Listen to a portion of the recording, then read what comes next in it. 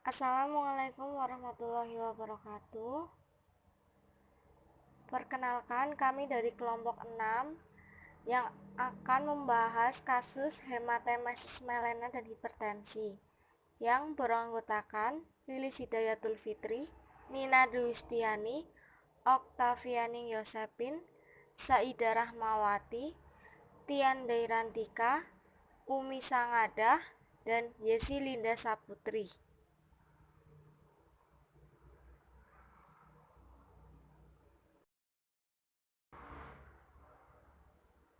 Selanjutnya ada patofisiologi dari hematemesis melena. Ditandai dengan terjadinya sirosis hati, varises esofagus, dan tukak lambung. Ketika terjadi sirosis hati, maka akan terjadi disfungsi hati yang abnormal. Ini menyebabkan gangguan metabolisme dan asidesis.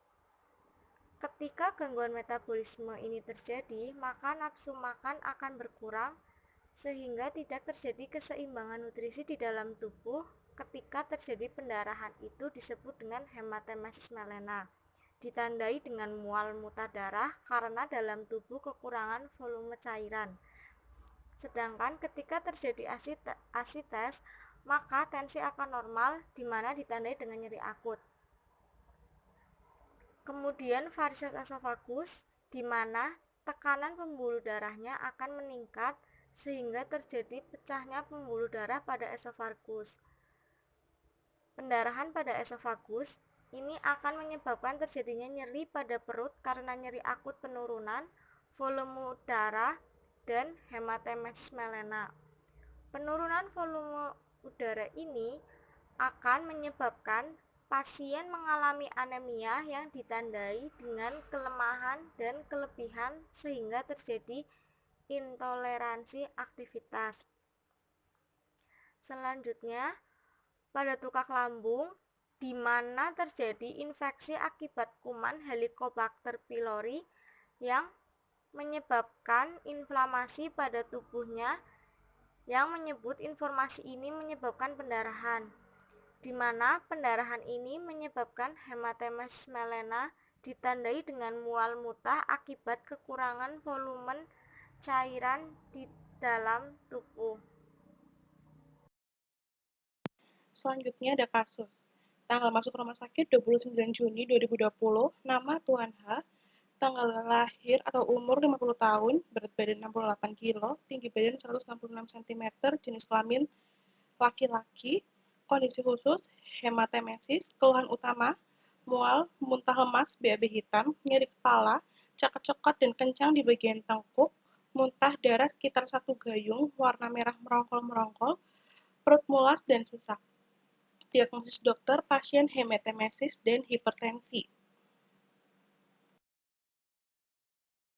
Riwayat pasien. Riwayat penyakit, hipertensi stage 1 sejak 5 tahun yang lalu, cepalgia kronis sejak 10 tahun yang lalu, nyeri terasa kencang pada leher belakang, sering kambuh kira-kira 1 minggu 2 kali, nyeri kepala hebat dan muntah darah, dan dirawat di unit stroke. Riwayat pengobatan, pasien meminum Botrex hampir setiap hari untuk mengatasi sakit kepalanya, dan 1 strip Botrex habis dalam 1 hari. Pasien juga sering kali minum jamu-jamuan dan minum kopi. Riwayat keluarganya tidak ada. Selanjutnya ada data klinik pasien. Pada pemeriksaan suhu tanggal 29 sampai 5, pasien suhunya normal dengan nilai normalnya 36 sampai 37,5. Pada pemeriksaan RR pada tanggal 30 sampai 5, pasien mengalami kenaikan dengan nilai RR normal 14 sampai 20 X per menit. Pada pemeriksaan HR tanggal 1, 4, dan 5, pasien mengalami penurunan dengan nilai HR normal 80 sampai 100 X per menit.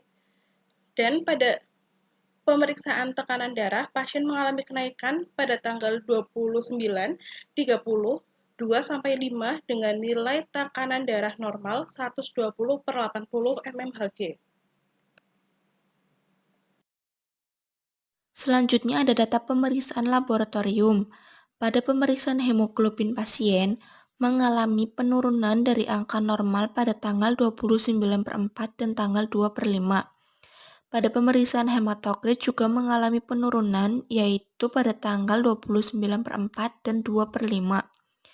Pemeriksaan angka leukosit pasien juga turun pada tanggal 29/4 dan tanggal 2/5. Pemeriksaan MCV pasien pada tanggal 29/4, 2/5 juga mengalami penurunan, dan pemeriksaan MCH pasien juga mengalami penurunan pada tanggal 29/4 dan 2/5. Yang selanjutnya yaitu masalah klinis dan drug-related problem. Yang pertama pada hematemesis, di mana pasien pada tanggal 29 bulan 6 diberikan asam mefenamat karena pasien mengalami muntah darah sekitar 1 gayung. Pasien mendapatkan terapi dengan NSAID, sebaiknya menghentikan penggunaan NSAID atau mengganti NSAID dengan menghambat siklus oksigenase yang lain karena dapat memperparah penyakit tukak peptik yang diderita, menurut Dipiro 2008.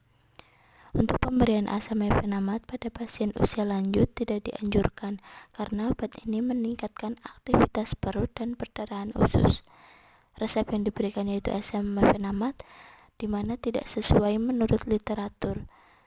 Untuk menghindari penggunaan asam mefenamat sebagai analgetik pada pasien usia lanjut, dapat diberikan obat alternatif lain seperti paracetamol dan metampiron, sehingga efek yang tidak diinginkan dapat dicegah.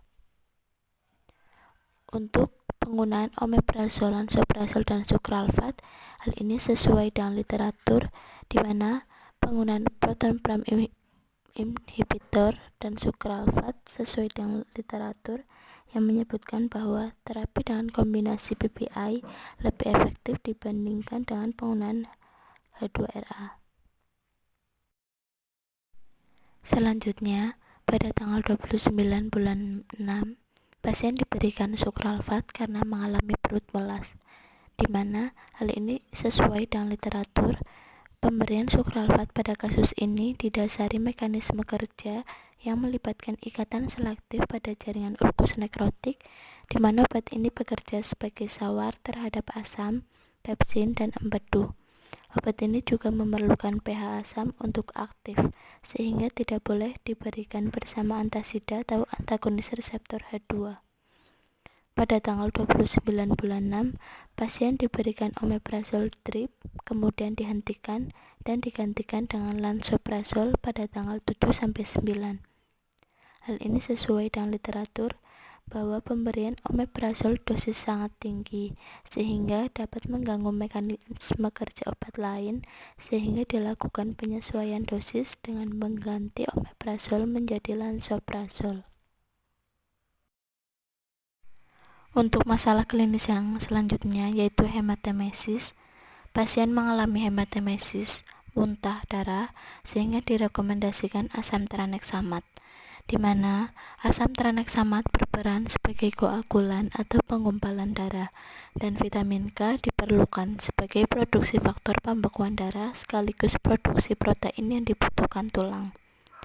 Untuk hipertensi, pasien diberikan captopril pada tanggal 29 bulan 6 sampai 9 bulan 7 untuk mengatasi hipertensi. Hal ini sesuai menurut Depkes RI 2007, di mana captopril diberikan 12,5 sampai 25 mg 2 sampai 3 kali sehari.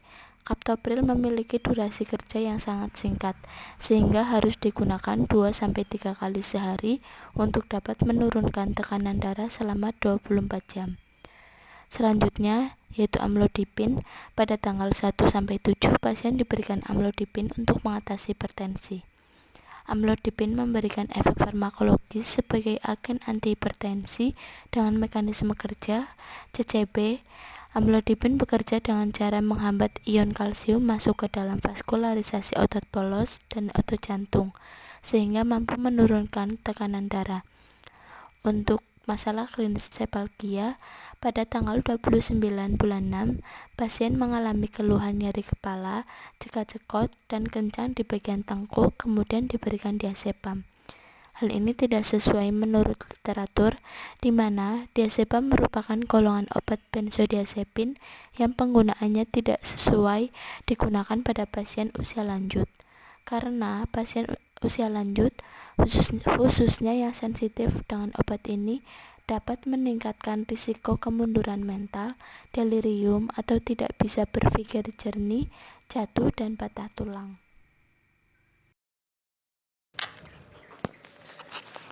Obatnya gagal diterima pasien. Nama obatnya adalah asam mefenamat dengan dosis 3 kali 500 ml. Indikasi untuk anti nyeri. Rekomendasi atau saran pemberian asam mefenamat karena menyebabkan terjadinya pendarahan dan diganti dengan paracetamol dan methampiron. Selanjutnya ada drug interaction. Yang pertama ada interaksi antara obat omeprazol dan diazepam. Untuk efek interaksinya yaitu omeprazol akan meningkatkan kadar atau efek diazepam dengan mempengaruhi metabolisme enzim hati CYP2C19. Kecil atau signifikansi tidak diketahui. Kemudian manajemen interaksinya diberikan jeda waktu pemberian obat. Yang kedua ada interaksi antara omeprazol dan sukralfat. Untuk efek interaksinya, tingkat keparahan interaksi moderat, yang paling banyak adalah omeprazol dan sukralfat. Perubahan pH lambung yang diinduksi oleh omeprazol dapat mengurangi peningkatan sukralfat dengan mukosa gastrointestinal sehingga dapat mengurangi efek terapi. Kemudian untuk manajemen interaksinya dianjurkan untuk memberikan jeda pemberian sukralfat dan omeprazol dalam waktu setidaknya 1 jam.